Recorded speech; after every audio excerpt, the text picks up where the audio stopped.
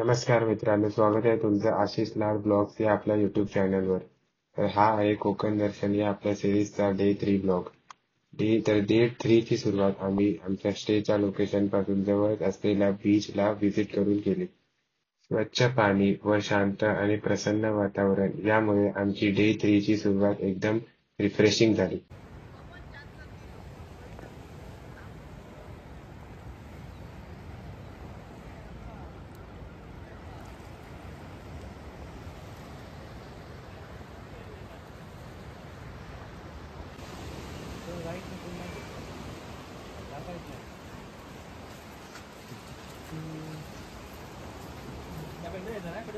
मग रेडी होऊन आम्ही बसने निघालो सिंधुदुर्ग किल्ल्यावर. सिंधुदुर्ग किल्ला महाराष्ट्राच्या सिंधुदुर्ग जिल्ह्यातील मालवण इथे आहे. हा किल्ला अरबी समुद्राच्या कुर्ते बेटावर बांधला असून तो मालवण किनारपट्टीवरून सुमारे 1 किलोमीटर अंतरावर आहे.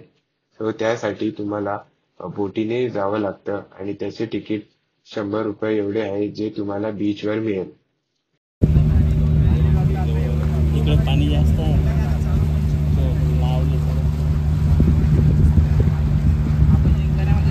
ड्रोन पाहिजे तर त्याची लायकी नव्हती.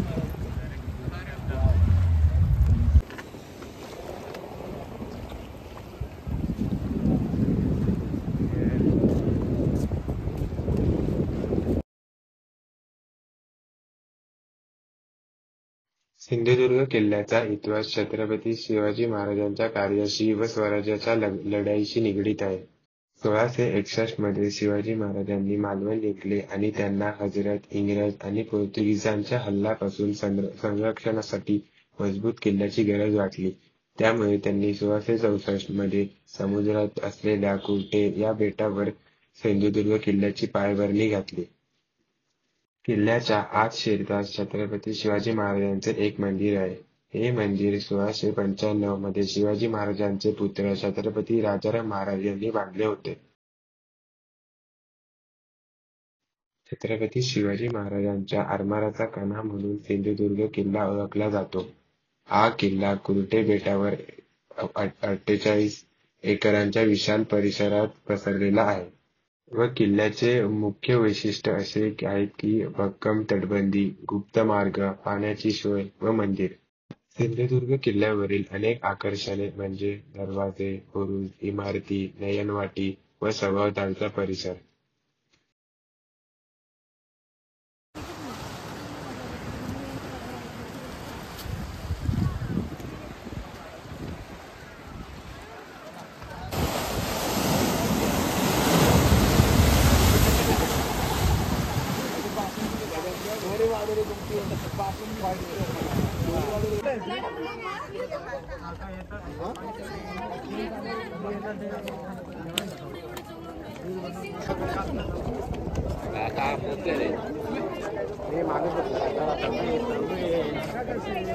तर सिंधुदुर्ग किल्ला एक्सप्लोर करून झाल्यावर आम्ही बोटीने परत बीचवर आलो ते वॉटर स्पोर्ट्स करण्यासाठी. तर वॉटर स्पोर्ट्स करण्यासाठी इथे खूप सारे ऑप्शन्स आहेत. त्यातील म्हणजे jet ski, bumper ride, banana ride, parasailing आणि स्कुबा डायव्हिंग. या 5 ऍक्टिव्हिटी तुम्हाला 800 रुपये या किमतीवर मिळून जातील. Jet ski, banana ride, bumper ride या ऍक्टिव्हिटीज तुमच्या बीच जवळच होतील. जर तुम्ही मालवण बीचला आला असाल तर ही ऍक्टिव्हिटीज करणे एकदम मस्ट आहे आणि चांगला एक्सपिरियन्सही मिळेल.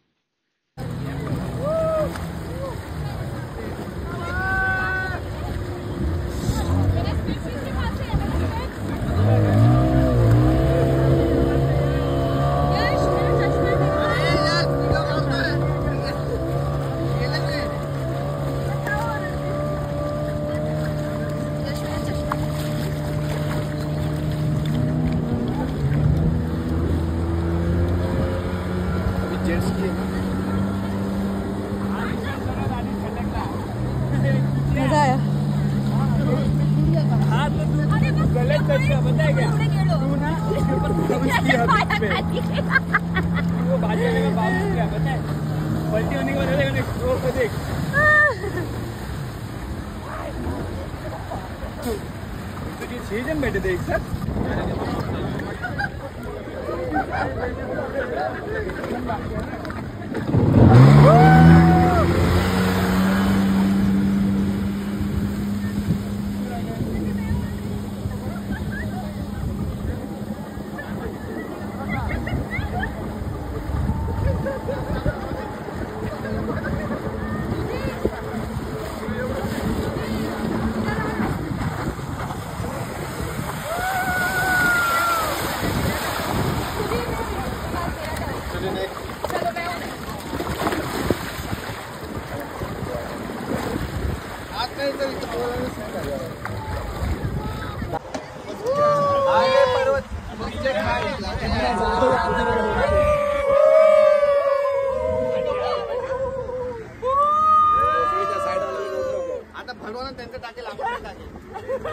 मग पॅरासेलिंगसाठी बीच पासून लांब समुद्रात आम्हाला बोटीने नेले. इथे जर तुम्हाला पाण्यामध्ये डीप करायचं असेल तर त्याचे 200 रुपये एक्स्ट्रा चार्जेस आहेत, जे तुम्ही ऑन द स्पॉट पे करू शकता.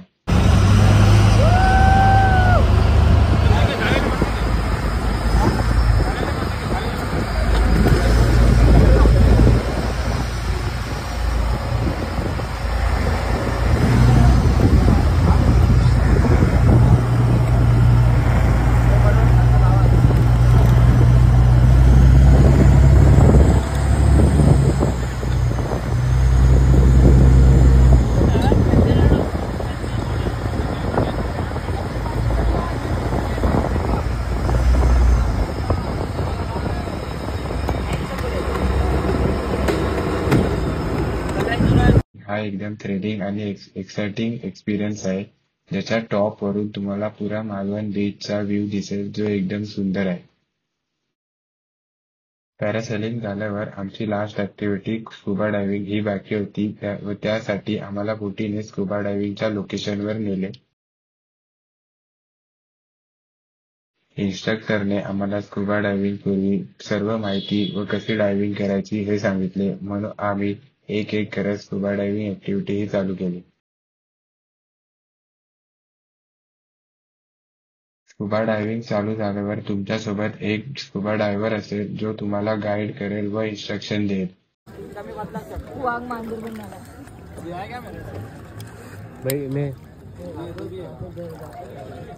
शेअर कसे करणार आहे सांगतील. शेअर कसे करणार दादा दाढेत साईडचा काउंट आणि बाहेरचा रंबर आहे तो पूर्ण कव्हर आणि त्याच्यामध्ये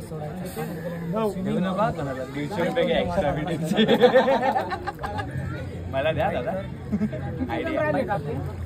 पॅक करतो श्वास घ्यायचा 2 4 तसंच कंटिन्यू ब्रिदिंग करतोस ना तू, ब्रिदिंग पाण्यात बघून तुला कंटिन्यू करायचं. जेव्हा श्वास सोडशील बबल सेनर म्हणजे नॉर्मल करतो, शिडीचे पाय हटवू नको, नॉर्मली तोंड वाकवायचं पाण्यात आणि श्वास घे, श्वास सोड. प्रॅक्टिस आपण किती वेळ पण तुम्ही श्वास घे. अंधारामध्ये येईल ना व्हिडिओ. पाण्यामध्ये कोणता उजेड असतो? जेवता येता आंघोळ करता करता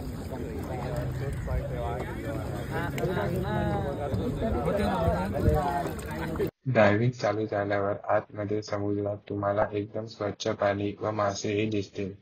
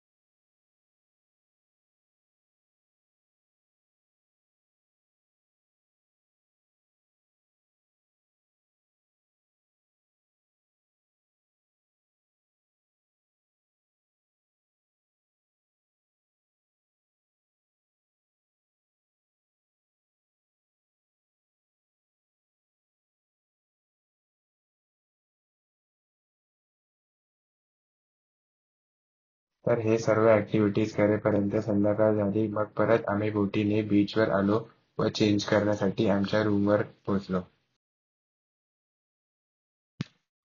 तर असा होता आमचा डे 3 आणि यासोबतच आमची ही ट्रिप ही संपली व आम्ही मुंबईला यायला बसने निघालो. तर जर हा ब्लॉग तुम्हाला आवडला असेल तर लाईक, शेअर, कॉमेंट करा आणि माझ्या चॅनल आशिष लाड ब्लॉग्सला सबस्क्राईब करा.